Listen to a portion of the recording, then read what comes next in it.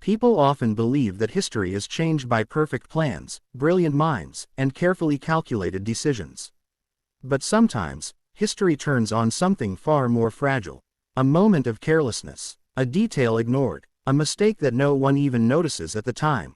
This is the story of how one such mistake by Alexander Fleming quietly reshaped the future of medicine and saved millions of lives without anyone realizing it was happening. In the late 1920s, Alexander Fleming was not famous. He was not celebrated. He was not seen as a revolutionary scientist. He was just another bacteriologist working long hours in a modest laboratory in London. His job was routine, repetitive, and often frustrating. Day after day, he studied bacteria that caused infections. Day after day, he searched for ways to stop them.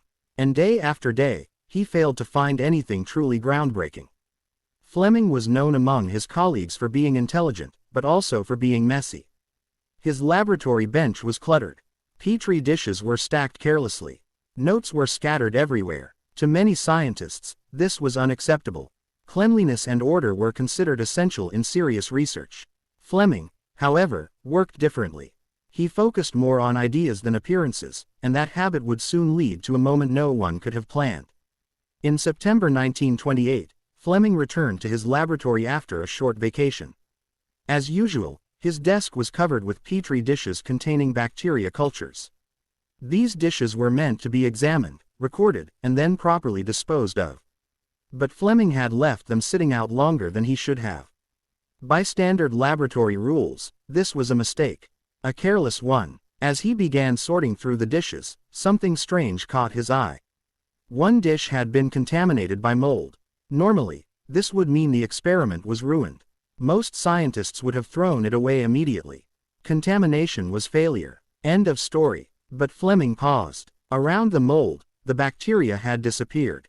Not slowed down, not weakened, completely gone. The area surrounding the mold was clear, as if something invisible had wiped the bacteria out. This was the moment where history could have taken a different path. Fleming could have ignored it. He could have cleaned the dish and moved on. After all, contamination happened all the time. But instead, he looked closer.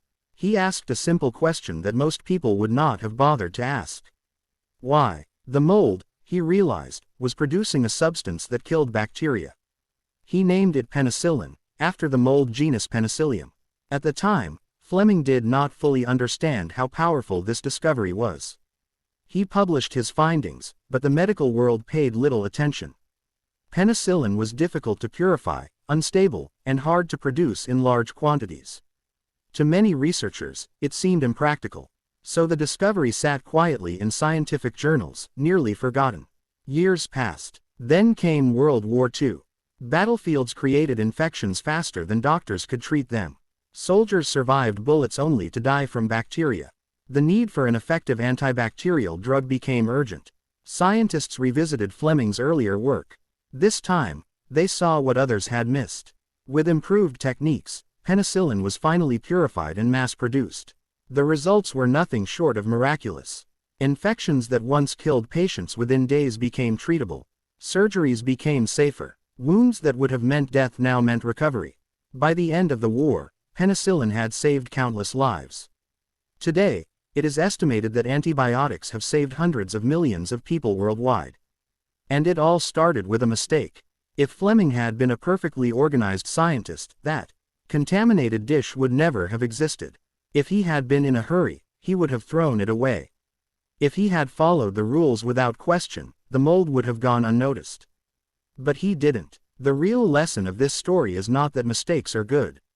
Most mistakes lead to failure, not success. The lesson is that awareness matters more than perfection. Fleming's success did not come from carelessness alone. It came from curiosity, from the ability to notice something unusual and ask why instead of looking away.